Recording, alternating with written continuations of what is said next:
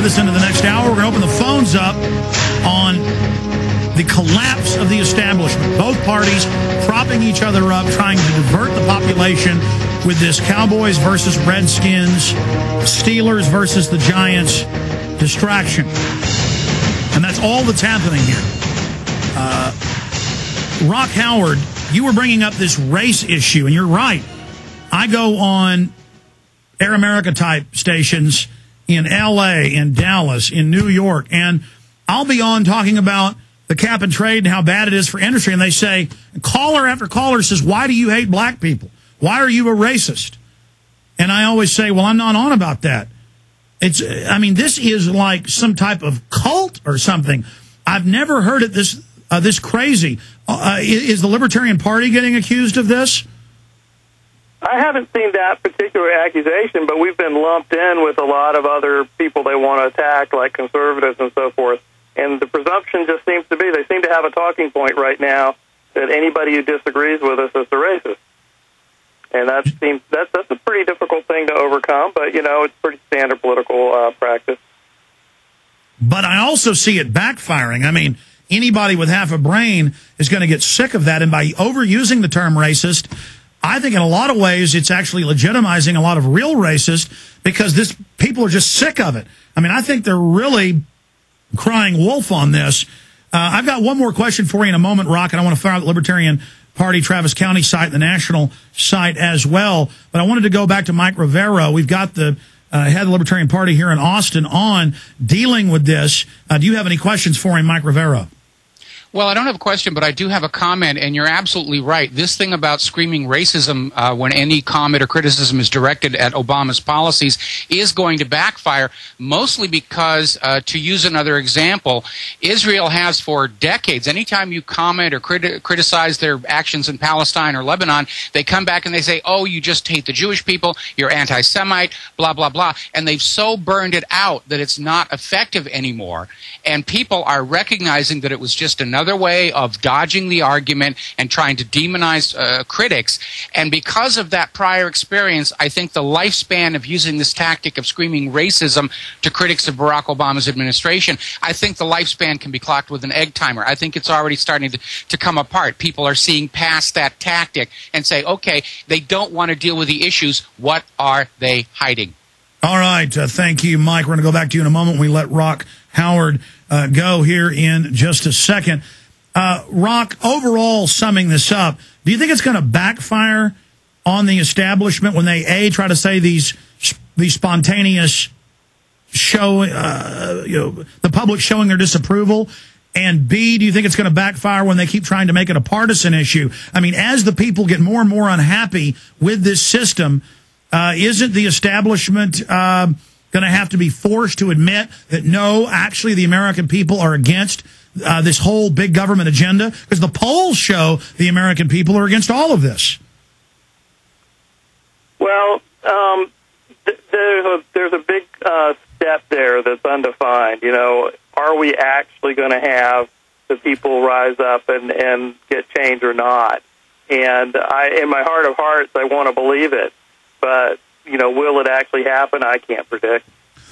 Well, let me ask it this way, Rock Howard, chairman of the Travis County Libertarian Party. Are you seeing increased interest in the party? Are you seeing more activism? Because I know all I see is exploding approval for my show, once seen as extremely radical.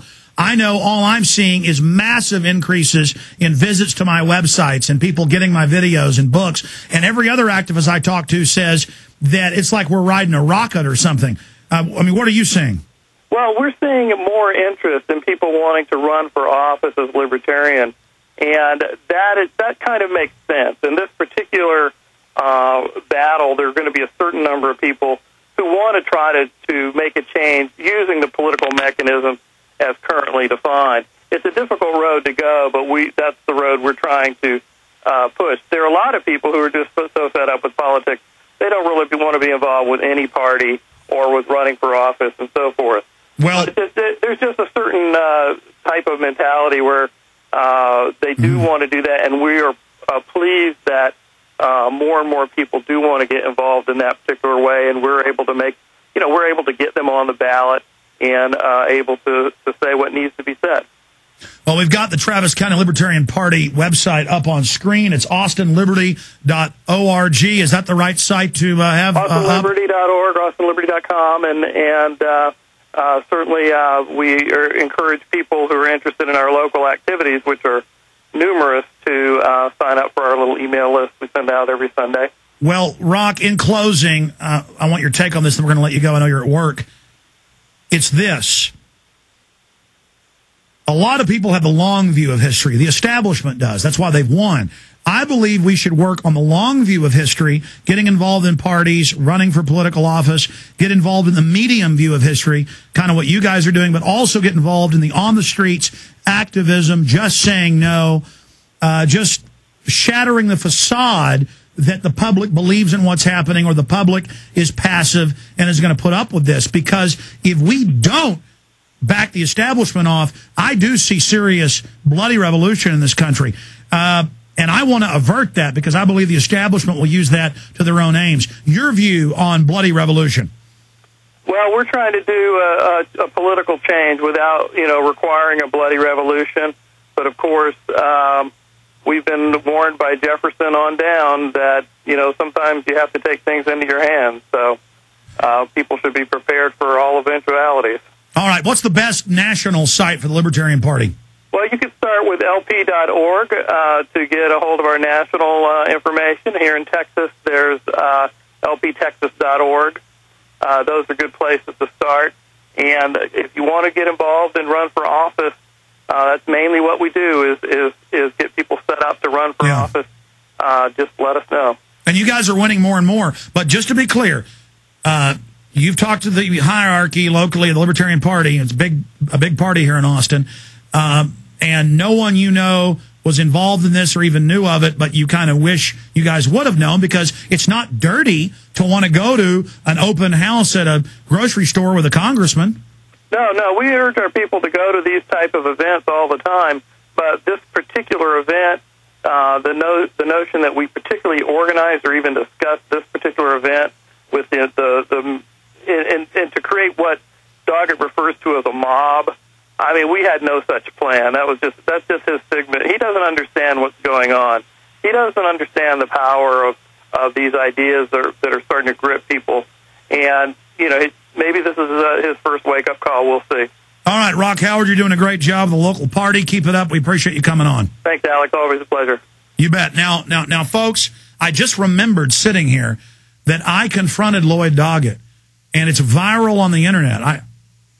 I think I've seen it on the web. Google Alex Jones confronts Lloyd Doggett at HEB in North Austin. You're going to get to see Alex Jones with the guns, though.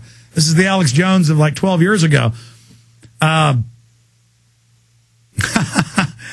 So we're going to play that later. But the reason I'm spending so much time on this with the flu pandemic coming down on us and the talk of martial law and FEMA camps openly being built and hiring military for it, we're going to talk about that coming up in a few minutes.